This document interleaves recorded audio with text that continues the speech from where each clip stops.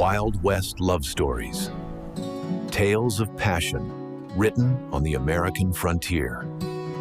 The sun over the town of Redemption, Texas, was not a life-giver. It was a hammer, beating down on the dusty square, cracking the earth and the spirits of those who gathered there.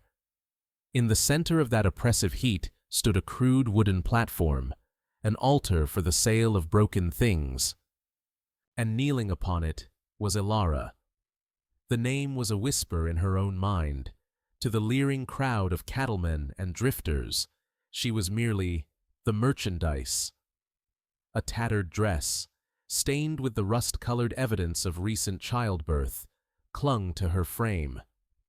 In her arms, a newborn whimpered, a fragile sound against the coarse laughter of the onlookers. An iron shackle, bolted to a post, chafed the raw skin of her ankle. The auctioneer, a man named Barlow, with a smile as wide and empty as a snake's yawn, bellowed to the crowd. "A 2-for-1 bargain, gentlemen. Young enough to work the fields, and she comes with a squealer to grow your legacy." A wave of snickering rolled through the square. "She's still bleeding, Barlow."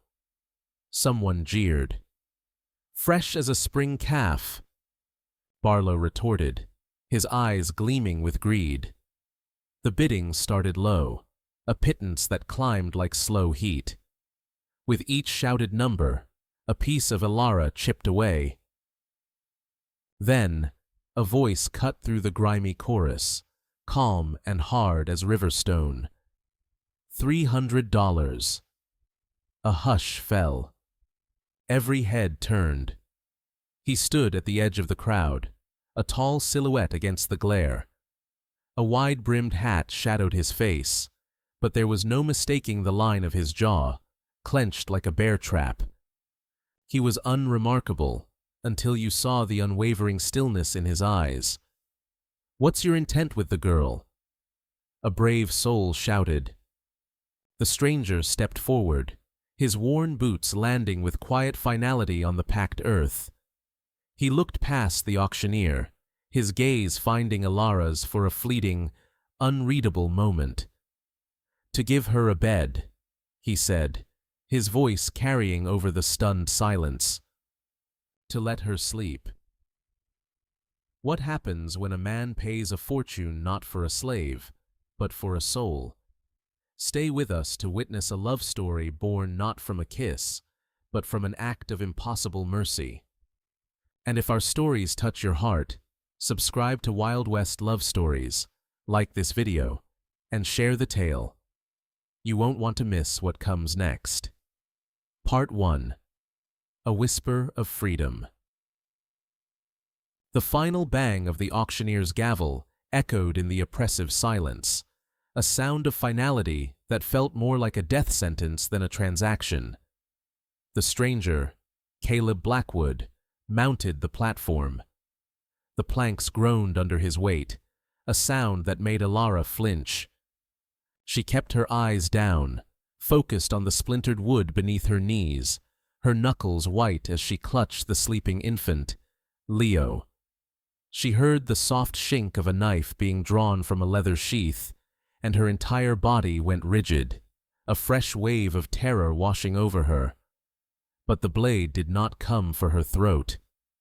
Instead, Caleb knelt, not before her, but beside her, and with a swift, precise movement, sawed through the leather strap that bound the shackle to the post.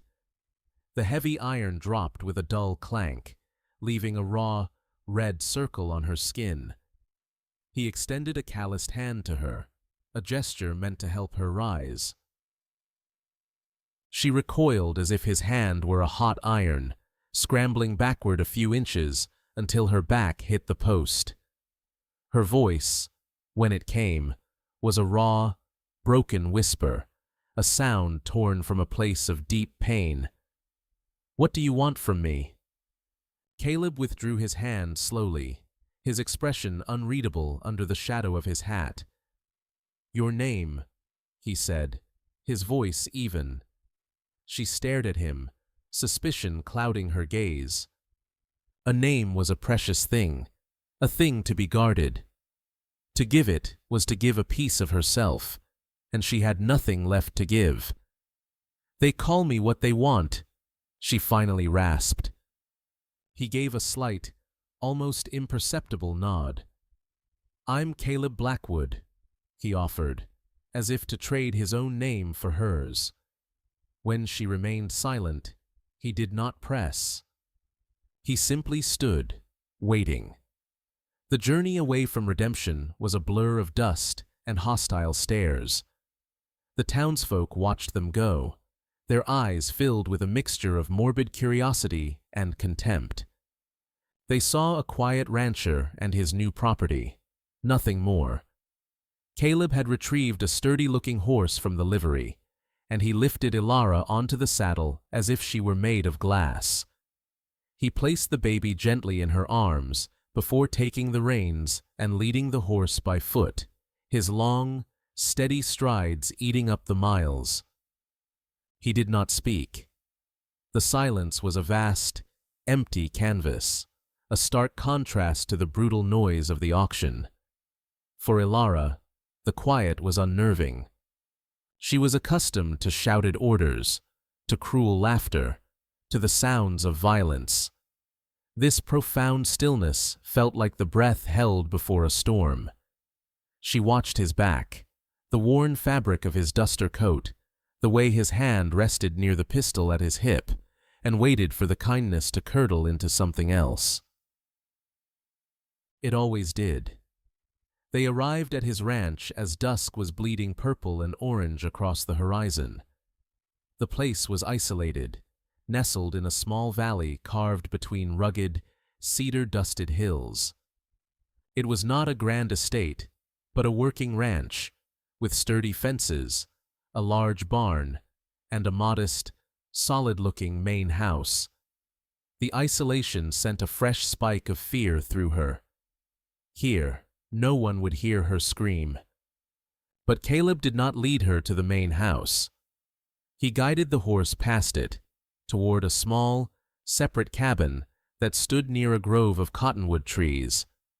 He had clearly been preparing it. A thin curl of smoke rose from the stone chimney, and through the single window, she could see the soft flicker of a lantern. He helped her down, his touch brief and impersonal, and opened the door. The cabin was a single room, but it was clean. A cot in the corner was made with fresh linens.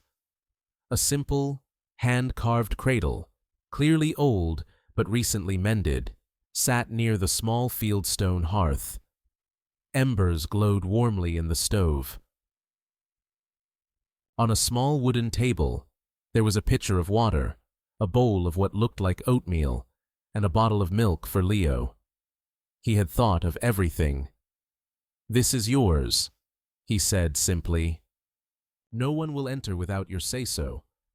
I'll be in the main house if you need anything." He began to turn, to leave her in this strange, quiet peace. But peace was a foreign country to Elara. As he reached the doorway, her voice, stronger now, cut through the air. "Wait." He paused, his back still to her. She laid the sleeping baby in the cradle, her movements deft and sure. Then she turned to face him, her eyes burning with a cold fire born of 100 betrayals. "If you try to touch me," she said, her voice low and lethal, "I will find a way to kill you in your sleep." For a long moment, he was still. Then, he turned his head just enough for her to see the grim line of his mouth. "That's fair," he said. And then he stepped out, pulling the door softly closed behind him, the latch clicking into place, but not locking. That single, simple sound, the sound of a door left unlocked, was the most terrifying and confusing thing she had ever heard. The first night at Blackwood Ranch was longer than any she had ever known. Sleep was a luxury she couldn't afford, a forgotten language. As soon as Caleb's footsteps faded into the vast, breathing silence of the plains, Elara moved with a desperate, practiced efficiency. She dragged the small, heavy table and wedged it against the unlocked door, a flimsy barricade against a threat that, for now, existed only in her memory. From the folds of Leo's swaddling cloth, she produced a small, wicked-looking knife, its blade honed to a razor's edge on countless stones in countless dark corners. It was her only true possession, the one thing that had been hers through every horror. She clutched its wooden handle, the familiar weight a cold comfort in her palm, and settled onto the cot, her back against the wall, her eyes fixed on the door. She listened. She was an expert in listening. She could distinguish the sound of a man's breathing from the sigh of the wind, the creak of a floorboard under a heavy boot from the settling of a house. But the night offered nothing but the rustle of leaves in the cottonwoods, the distant, lonely cry of a coyote, and the soft, rhythmic breathing of her son. The silence itself became a form of torment, a blank page on which her mind painted 1,000 terrible possibilities. She tended to Leo by the low light of the lantern, changing him, feeding him the milk Caleb had left, her touch fierce and possessive. This small, warm life was her anchor in a world that had tried to drown her. When dawn finally broke, painting the cabin's single window with soft strokes of gray and pink, she was hollow-eyed and trembling with exhaustion, the knife still held in a death grip. A soft knock on the door made her heart leap into her throat. She scrambled to her feet, knife held forward, Leo bundled behind her. "Miss?" Caleb's voice came from the other side, low and even, not demanding, but questioning. "I've left you some breakfast on the porch." She heard his footsteps retreat. Peeking through a crack in the window shutter, she saw him walking back toward the main house, his silhouette tall against the rising sun. Cautiously, she moved the table and opened the door just enough to see a wooden tray on the stoop. On it sat a tin plate with warm bread, a small crock of butter, and a steaming mug of milk. The ritual was thus established. Every morning and every evening, a tray would appear. He never knocked more than once. He never tried the door. He never lingered. He existed as a distant, constant presence, a man mending fences at the far end of the pasture, or riding out at dawn and returning at dusk. He gave her space, an ocean of it, and in that space, the tight knot of fear in her chest began to loosen its hold, thread by painful thread. A week into this strange new life, she found something different on the morning tray, tucked beside the bread. It was a small square of white linen, a handkerchief worn soft with age, its corners embroidered with a delicate, faded pattern of tiny bluebirds. It was a thing of beauty, a thing of care, so utterly out of place in her world of grime and survival that she stared at it for a full minute before daring to touch it. It felt impossibly soft against her calloused fingers. Later that day, driven by the need for fresh water, she took the bucket and ventured to the well that stood halfway between the cabin and the main house. It was the furthest she had dared to go. Caleb was there, sharpening an axe on a grinding wheel, the rhythmic scrape of steel on stone filling the air. He stopped when he saw her, but didn't rise or approach. He simply watched her struggle with the heavy rope and bucket. When she finally hauled it up, sloshing water onto the dusty ground, he spoke. "My mother made that," he said, his voice quiet, nodding toward the cabin where she'd left the handkerchief. "The embroidery. She made it for my sister, Laura." He said the name with a sort of reverence, a name polished smooth by years of silent remembrance. He offered no more explanation, just that single, shattering piece of his own history, a glimpse into a wound that had clearly never healed. He was not just a stranger, he was a man who knew loss. That night, for the first time, Elara did not barricade the door.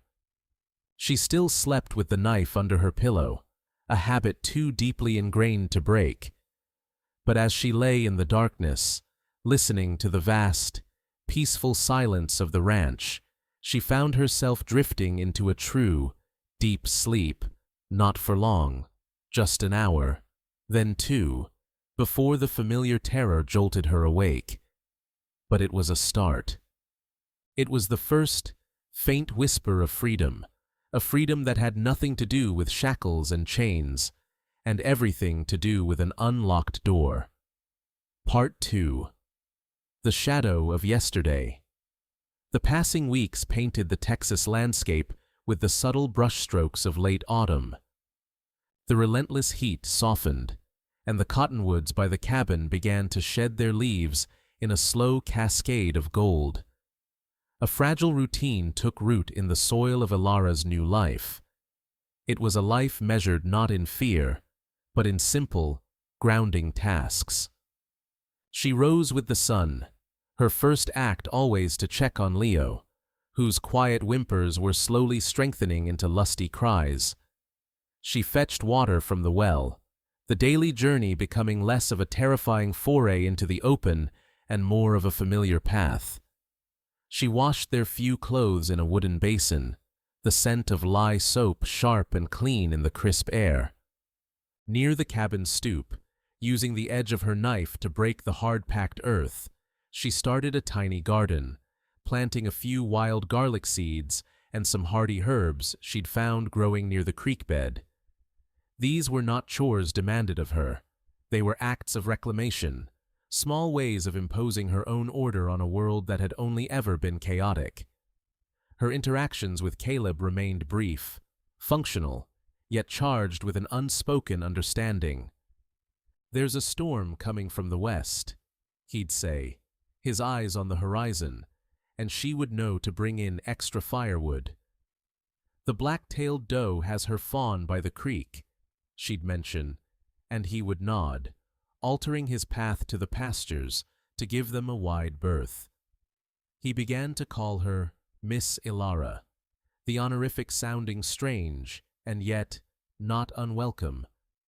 It was a title that bestowed a personhood she had forgotten she possessed. One afternoon, while foraging for fallen branches further from the cabin than usual, her foot slipped on a loose rock, and she went down hard, a sharp, searing pain shooting up her leg. She had twisted her ankle badly. Biting back a cry, she limped back to the cabin, determined to hide the injury, to show no weakness.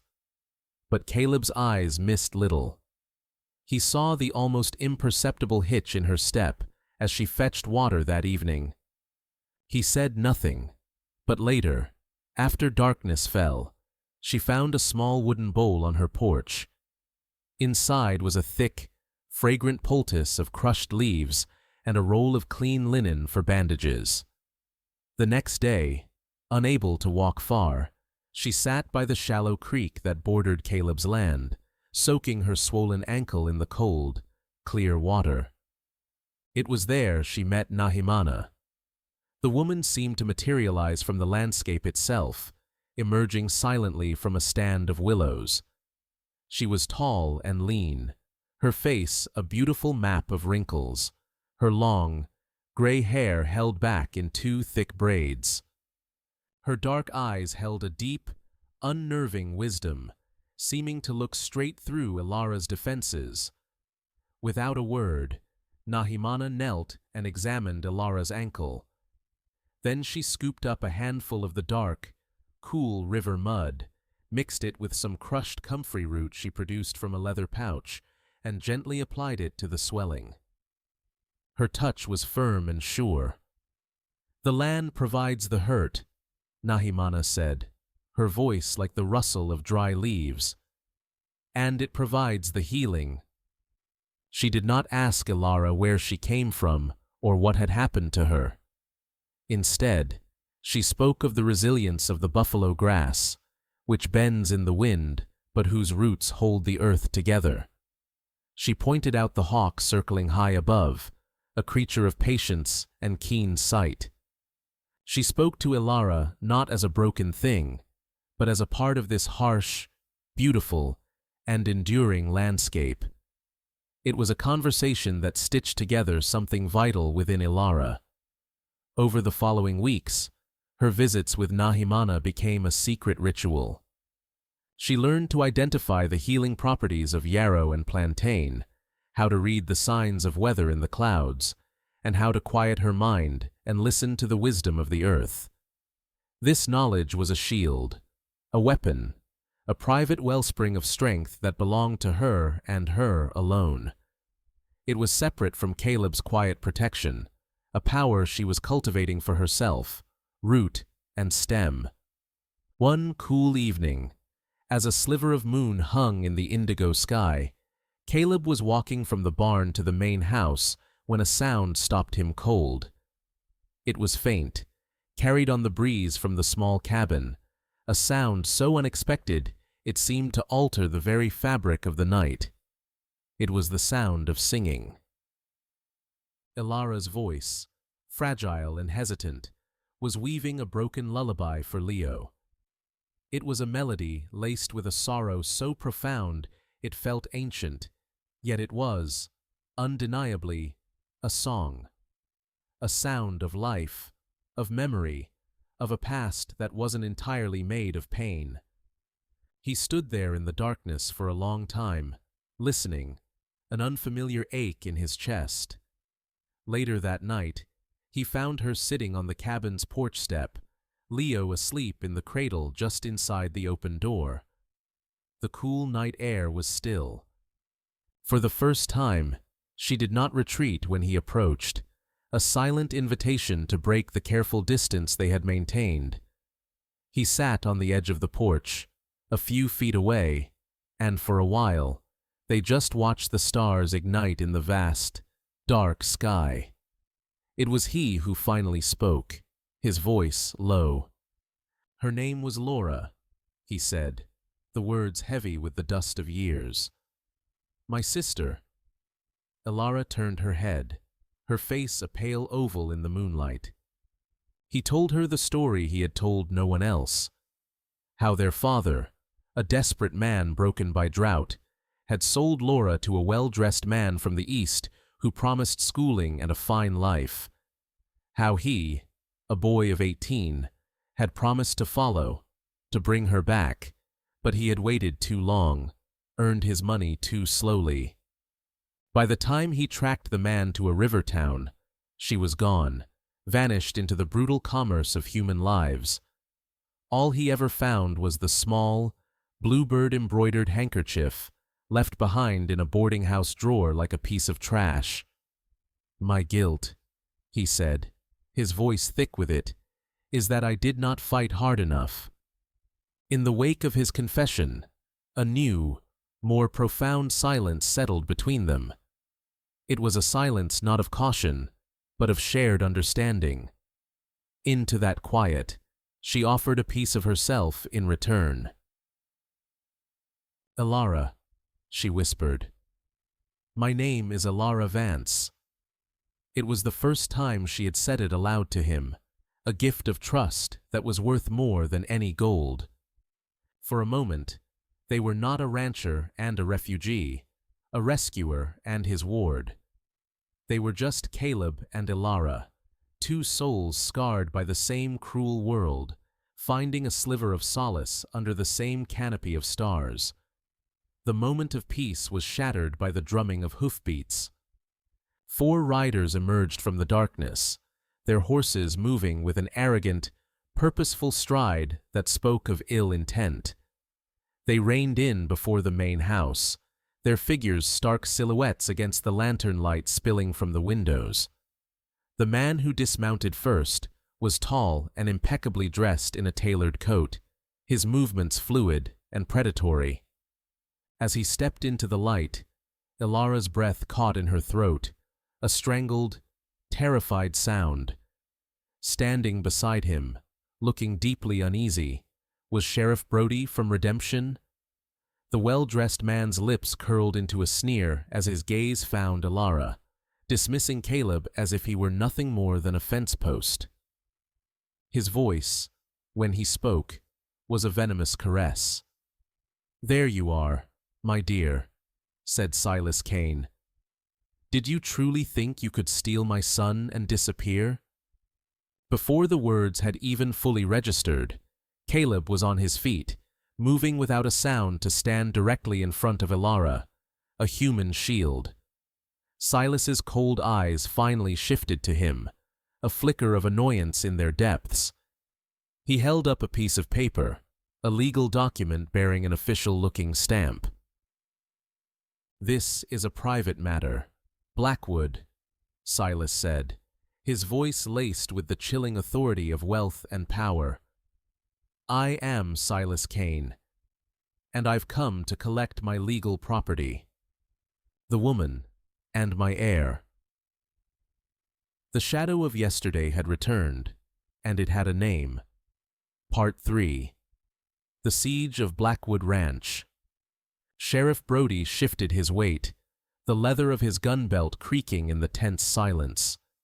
He was a man caught in a vice, his face a mask of weary resignation. On one side stood Caleb Blackwood, a man he knew to be honest and hard-working, now radiating a cold, deadly fury. On the other stood Silas Kane, a man whose wealth and influence stretched across 3 counties, armed with a document that, on its surface, appeared ironclad. The law in these parts was a blunt instrument, often shaped by the men with the deepest pockets. "Caleb," Brody began, his voice strained, "Mr. Kane has a writ of ownership and a signed declaration of paternity from the magistrate in Silver Creek. According to this, the woman and child belong to him." Elara, hidden behind Caleb's broad back, let out a sound that was half sob, half gasp. Caleb didn't even glance at the paper Silas held out like a royal decree. His eyes, hard as granite, were locked on Kane.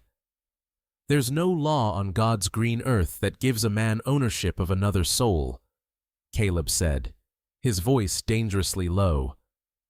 "Get off my land." For a moment, Silas looked genuinely surprised, as if the concept of defiance was entirely foreign to him.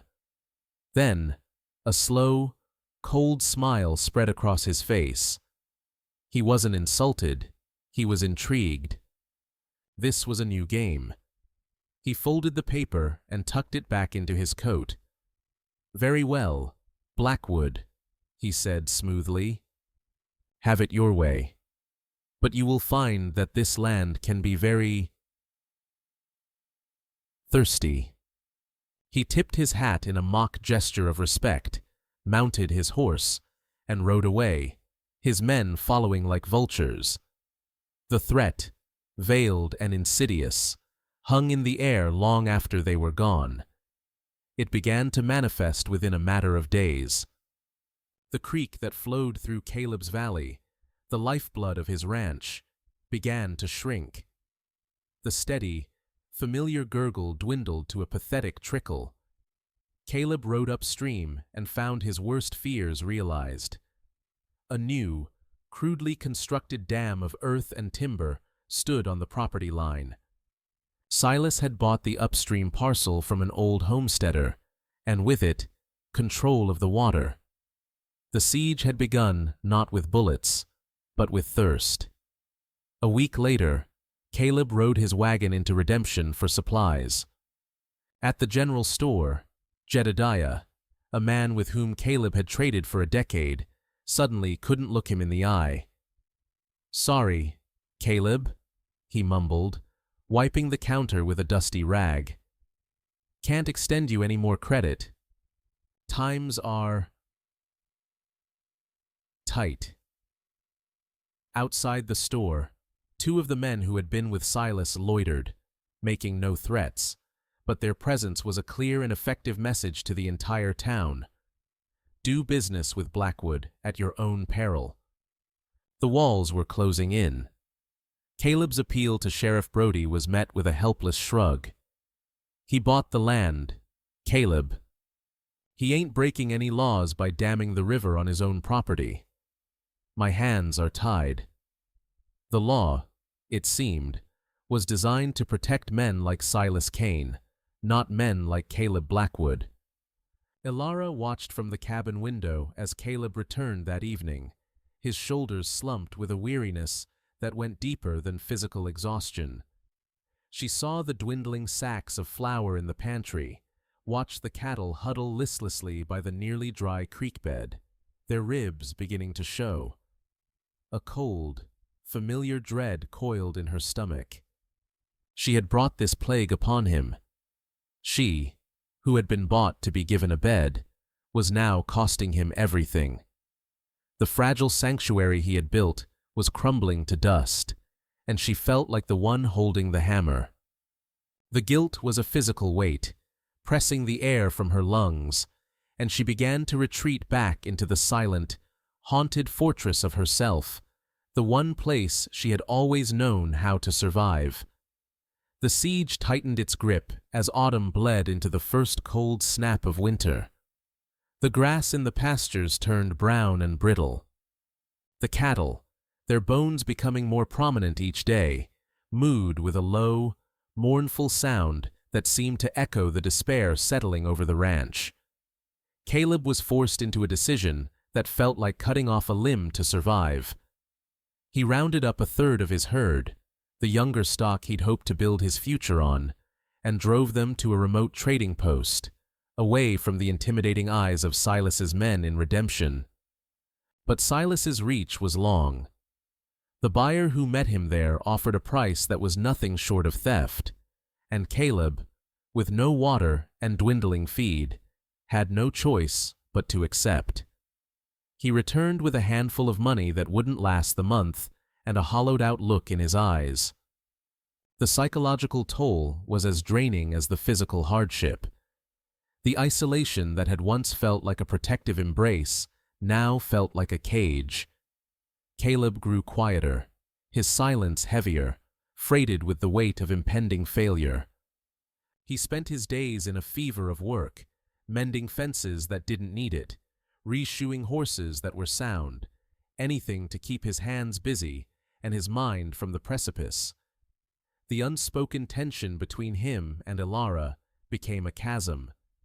She saw herself as a curse, a Jonah in his boat, and her guilt manifested as a cold distance.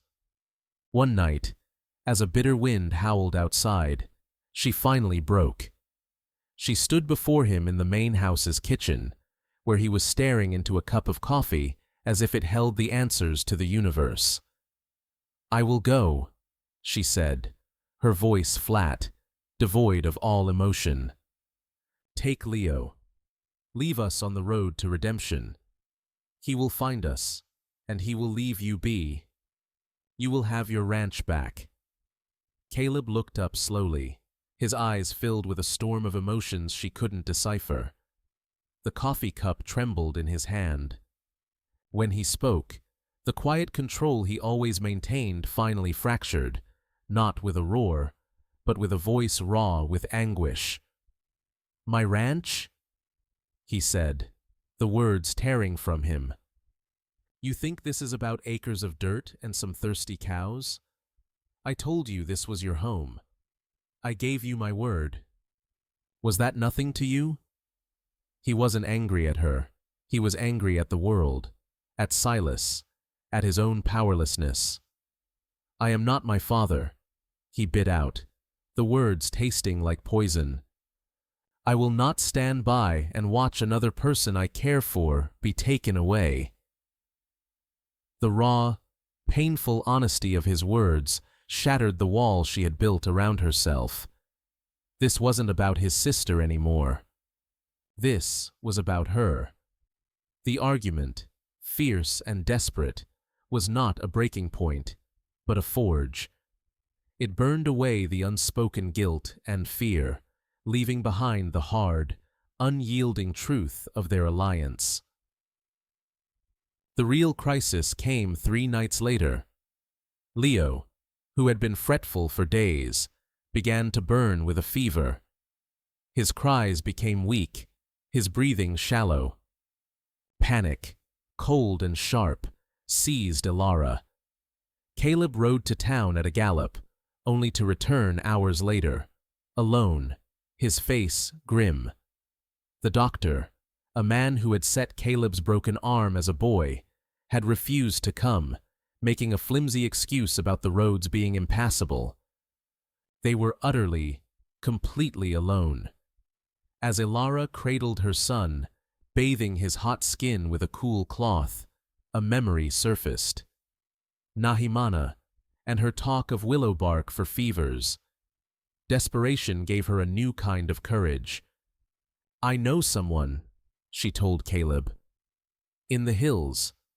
She can help." Without a moment's hesitation, Caleb swallowed his pride and his ingrained mistrust of anything beyond his own fences. He saddled his most sure-footed horse, and together, they wrapped the ailing child in every blanket they owned. Caleb mounted, and Elara handed Leo up to him.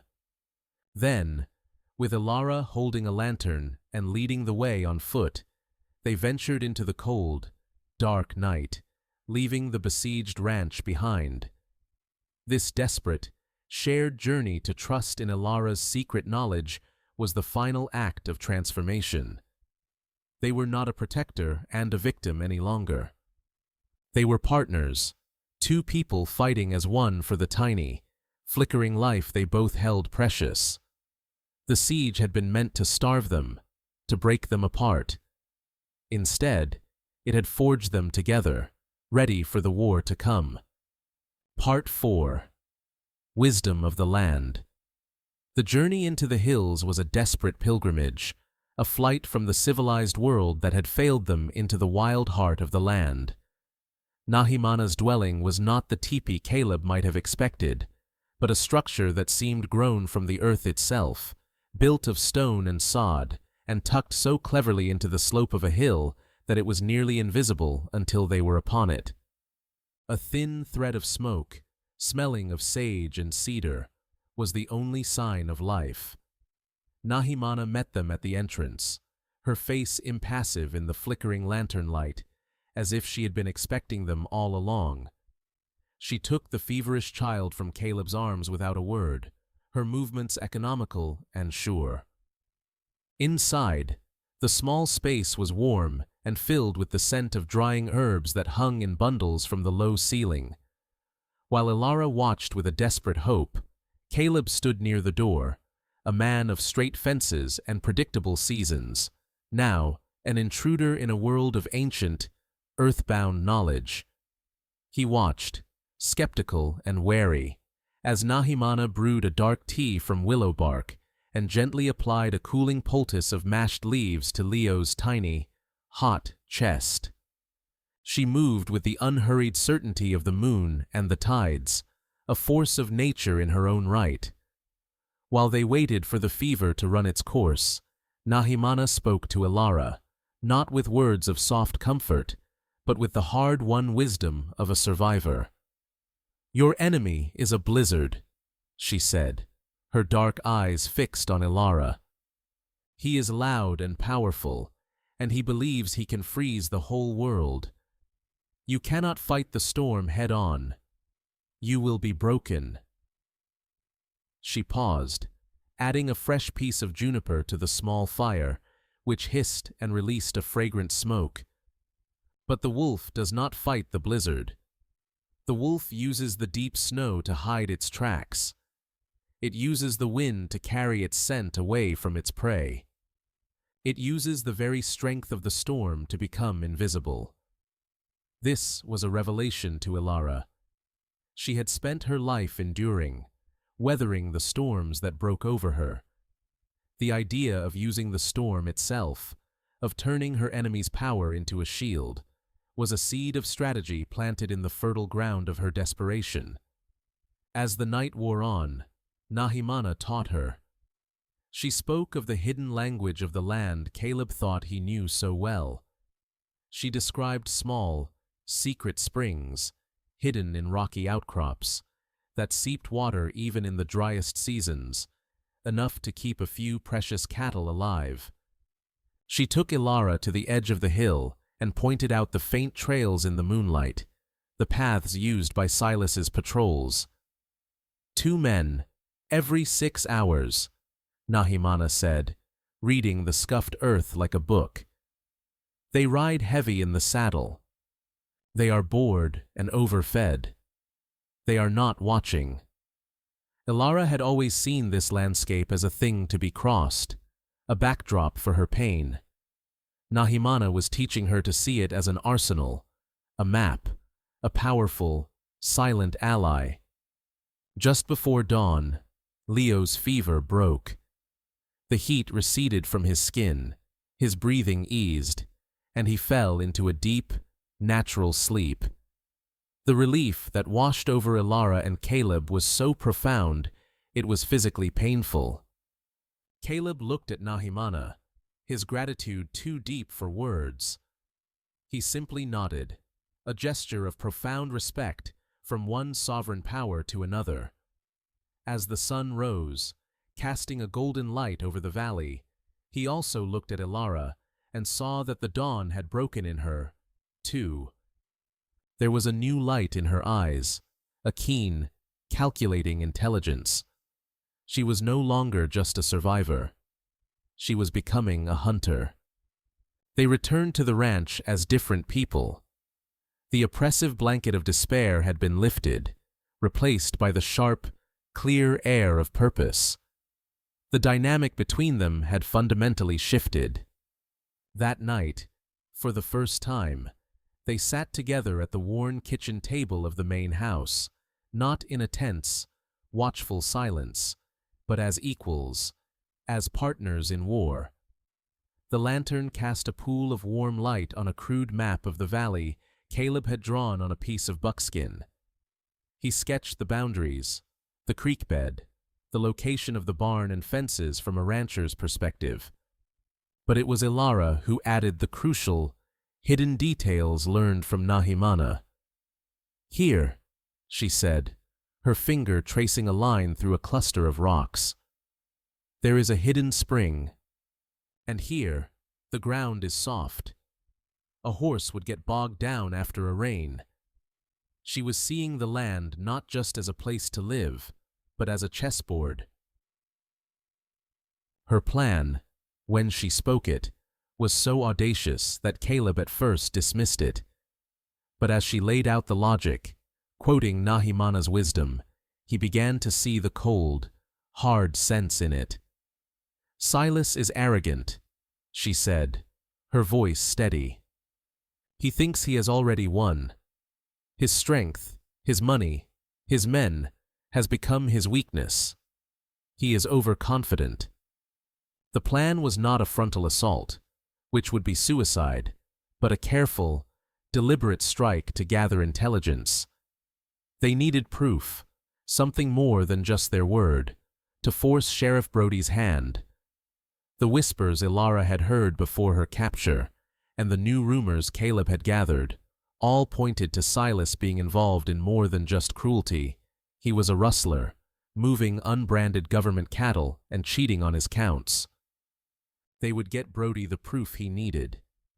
To do it, Elara would have to take the greatest risk of all. She would go back to redemption. Hardship and fear had already changed her appearance, making her thinner, her face sharper. With her hair hidden under a drab bonnet and her frame shrouded in a borrowed, oversized coat, she would be just another desperate woman looking for a day's work, invisible in a town full of hardship. While Caleb created a diversion, a high-stakes gamble to drive their few remaining healthy cattle toward the far border of Silas's new land, feigning a stampede to draw the man and his patrols away, Elara would slip into town. The execution was terrifying. Caleb's diversion worked perfectly. The thunder of hooves drew Silas and his men away from the main road like bees to honey. Under the cover of the manufactured chaos, Elara walked into redemption, her heart a frantic drum against her ribs. She moved through the town like a ghost, her ears open. In the cheap saloon, listening to the loose talk of freighters, she learned the schedule of Silas's clerk. Armed with this knowledge, she found the temporary office Silas had established. Using a skill for slipping through shadows she didn't know she possessed, she entered the empty room. She knew she couldn't take the main ledger. Instead, her eyes scanned for anything out of place. Tucked under a stack of bills, she found it. A single shipping manifest for goods moving east. But listed among the barrels of salted pork and sacks of flour was a line item that made her blood run cold. 20 head, special stock, untallied. It was the proof. Unbranded, untallied cattle. Government stock. She folded the single sheet of paper, tucked it into her sleeve, and slipped back out into the dusty street. She walked out of town without looking back, the paper burning against her skin. It wasn't a sword, but it was a blade, sharp and true. For the first time in her life, she had not just endured an attack, but had struck back. Part 5. The Devil's Due. The moon was a faint sliver in the pre-dawn sky when they rode toward redemption, not with the desperation of victims, but with the grim purpose of soldiers. They didn't ride up the main street. Instead, Caleb led their horses into a quiet alley behind the sheriff's office, a place of shadows and secrets. He gave a low, prearranged whistle, the call of a mourning dove. A moment later, a side door creaked open and Sheriff Brody emerged, his face etched with weariness. "This had better be good, Caleb," he grumbled, pulling his coat tighter against the morning chill. Without a word, Elara handed him the manifest. Brody held it up to the faint light, his eyes scanning the neat columns of script. He traced the final line with a calloused finger. "Special stock," he read aloud, his voice a low growl. "Damn him." He looked from the paper to Elara, then to Caleb. "This is something," he admitted, folding the paper carefully. "This is a start. But it's not enough to get a warrant from a judge that Kane owns. In a courtroom, it's your word against his, and his word buys a lot more influence than yours." It was then that Elara spoke, her voice not pleading, but commanding. "Then we won't fight him in a courtroom," she said. "We will fight him on our terms. We will make him show you who he is, where his money and his lawyers can't protect him." She laid out the plan, born from the cold, clear logic of Nahimana's teachings and her own intimate knowledge of Silas's monstrous ego. It was a plan so dangerous, so reliant on the very monster they sought to trap, that Brody's immediate reaction was to refuse. She would send Silas a message, a note, penned in a trembling hand, feigning utter defeat. In it, she would offer to surrender herself and Leo, to return to him as his property, in exchange for him ending the siege against Caleb. She would propose a meeting place, a remote box canyon at the far edge of Blackwood land, a place Nahimana had shown her. A natural trap, with sheer rock walls and only one way in or out. "It's suicide," Brody said, shaking his head. "He'll have you, the boy, and then he'll have his men put a bullet in Caleb for good measure.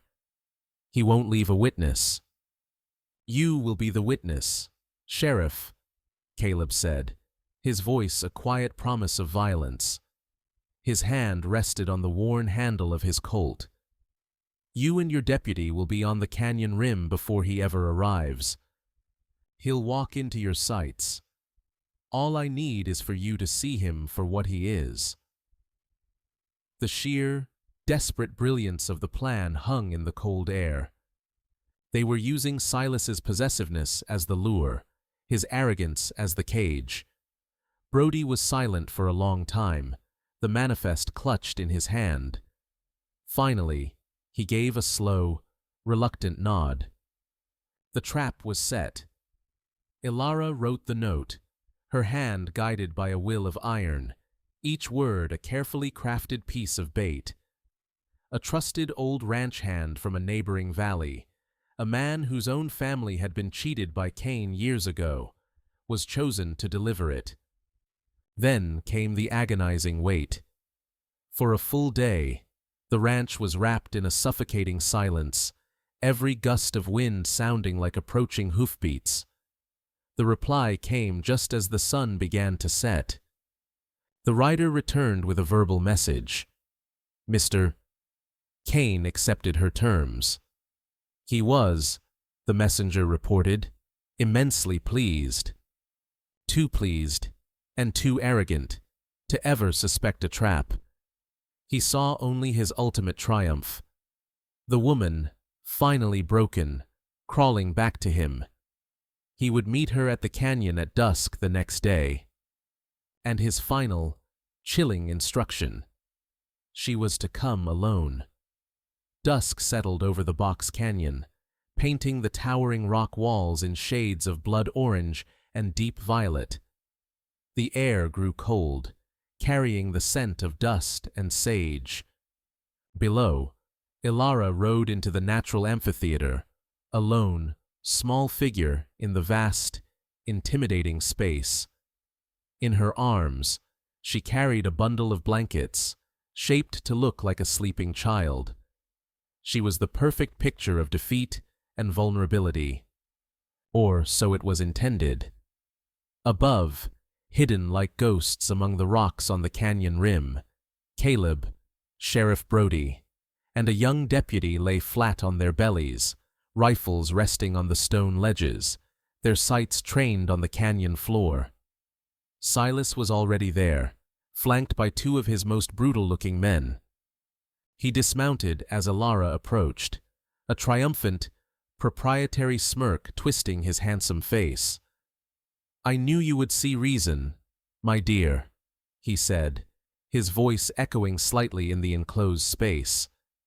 He walked toward her, his spurs jingling a deathly rhythm. "Now, give me my son."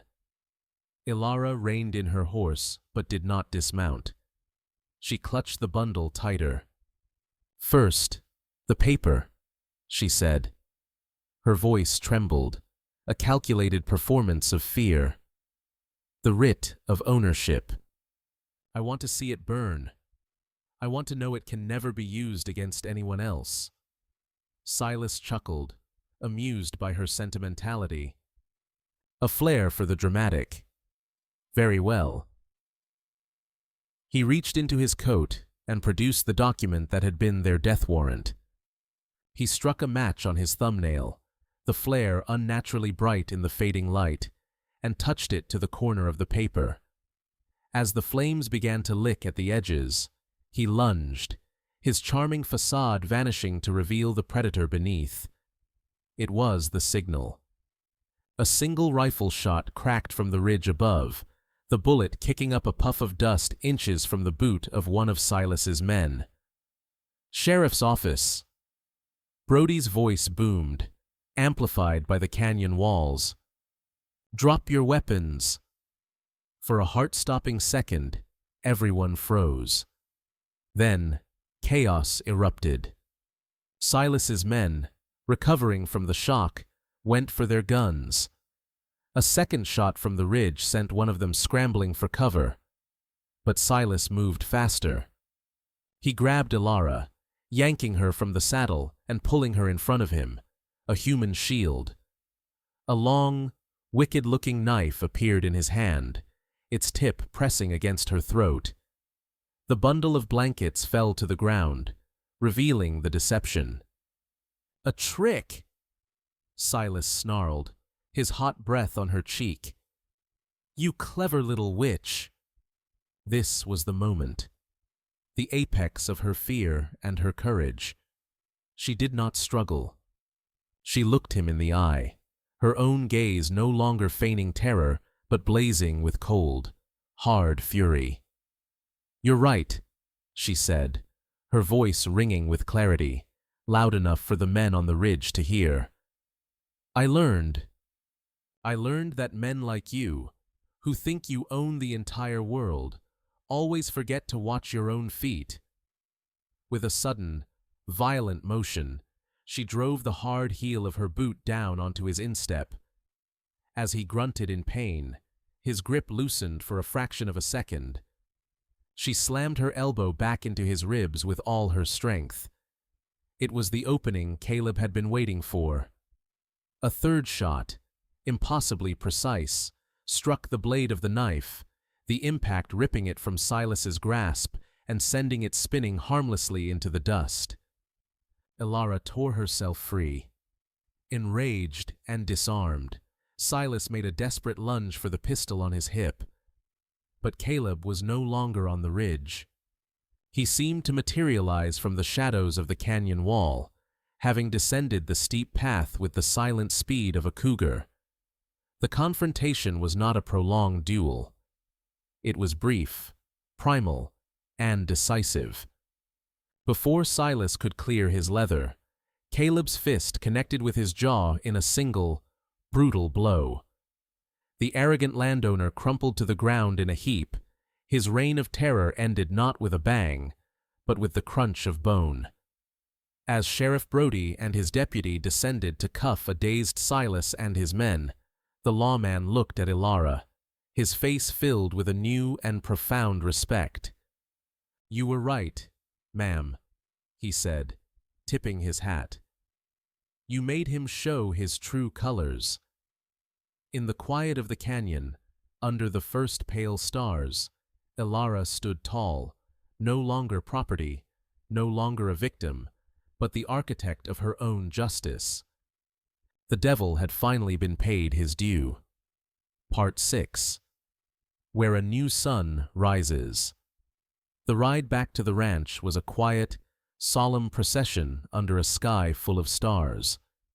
In Redemption, Silas Kane and his men were locked away in the town's small stone jail. The news of his capture, and more astonishingly, the story of how the quiet homesteader's woman had engineered his downfall, spread like a brush fire, whispered in saloons and over general store counters. The balance of power in the valley had irrevocably shifted. When Caleb and Elara arrived at the ranch, a single lantern burned on the porch of the main house. Nahimana sat in a rocking chair, the real, sleeping Leo cradled safely in her arms. The moment Elara took her son back was a silent sacrament, a transfer of trust and a promise of a future that had been bought at great price. Caleb stood back, watching the two women, recognizing that a bond had been forged between them that he could only honor, not fully understand. The effects of Silas's fall were immediate. A crew of neighboring homesteaders, organized by a newly emboldened Sheriff Brody, rode to the dam and, with axes and shovels, dismantled the instrument of their oppression. The creek, freed from its prison, gushed back into its old bed, and the sound of running water returned to Blackwood Ranch, a sound of life and liberty. A few days later, a wagon rattled up their road. It was Jedediah, the store owner, his face a mixture of shame and relief. The wagon was laden with sacks of flour, coffee, and sugar. "This is on your credit, Caleb," he said, unable to meet his eyes. "A long line of it." The siege was over. The ranch, which had been starved and dying, began to breathe again. The cattle drank their fill, and the grass, watered once more, seemed to regain its color overnight, But the most profound change was within the walls of the house. The careful, measured distance between Elara and Caleb dissolved, replaced by an easy, unspoken intimacy. They fell into a natural rhythm, a domesticity born not of obligation, but of deep, mutual respect. They ate their meals together, the kitchen filled with the comfortable silence of two people who no longer needed words to understand each other. He found her one afternoon in the barn, her hand resting hesitantly on the velvety nose of his tall gelding. "I used to be afraid of them," she confessed softly, not looking at him. "A horse always meant a man was arriving to take something, or leaving after he had." Caleb came to stand beside her. He didn't speak. He simply took her hand and placed it flat on the horse's strong neck, his own hand covering hers, guiding her in a slow, soothing motion. He was teaching her, without a word, how to turn a symbol of her fear into an emblem of trust and gentleness. The question of their future, of what they were to each other, hung in the warm, hay-scented air. Her small cabin, once a fortress, now stood empty.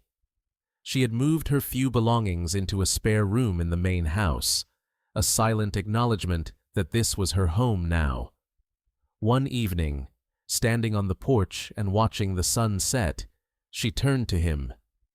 "You bought me," she said, not as an accusation, but as a simple statement of fact. Caleb's gaze was steady. "Yes," he said. "It's the best $300 I ever spent." In his words, she heard no claim of ownership, only the profound, simple truth of her value, not as property, but as a person. The sun had set on their battle, and a new one was about to rise on their life together. The story of Elara Vance and Caleb Blackwood became a quiet legend, a piece of local folklore told around campfires and in sewing circles. It was a story of a woman who had been sold but had refused to be bought, and a man who had sought atonement and found love instead. Their victory was their own, a private peace they cultivated on their healing land. Then, one day in late spring, their private peace was called to a larger purpose.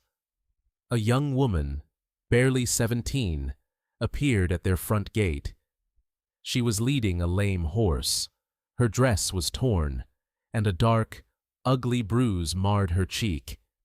She had the same haunted, hunted look in her eyes that Elara saw in the mirror every morning for months. She had run away from a blacksmith husband with a heavy hand in a town 2 days' ride to the south. She had heard a story, she stammered, about a rancher and a brave woman, a place where one might be safe. Elara looked at Caleb, and in his eyes, she saw the same understanding, the same immediate, unquestioning resolve. She walked to the gate, opened it wide, and welcomed the girl in. She gave her a dipper of cool water and a plate of warm food. Then, she led her not to a spare room in the bustling main house, but to the small, quiet cabin by the cottonwoods. It had been kept clean, a fresh blanket on the cot, as if it had been waiting. "You can rest here," Elara said, the words a powerful echo of her own first moments of salvation. "For as long as you need. No one will enter without your say-so." She was passing on the most precious gift Caleb had ever given her, the key to an unlocked door. Caleb watched them from the porch, and in that moment, the true purpose of their struggle, of their survival, became clear. Their ranch wasn't just a place to raise cattle. It was a harvest ground for hope. It was a sanctuary. That night, after the girl had fallen into a deep, exhausted sleep, Caleb and Elara stood together under the vast, star-dusted sky. "My father was wrong," Caleb said, his voice thick with an emotion he rarely showed. He saw the world as a hard place to be survived. He boarded up the windows of his heart. But you're teaching me that it's a place to be built.